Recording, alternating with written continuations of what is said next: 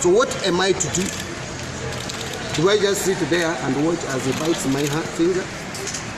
So even if he received something back in terms of defense, but the speaker ought to have allowed me to explain what happened and the infringement from the other side, which he did not. But anyway, he has already made a ruling. The Honorable Mbadi, you are hereby directed to leave the presence of this House for grossly disorderly to order, and you are ordered to withdraw immediately from the presence for a minimum of 5 days.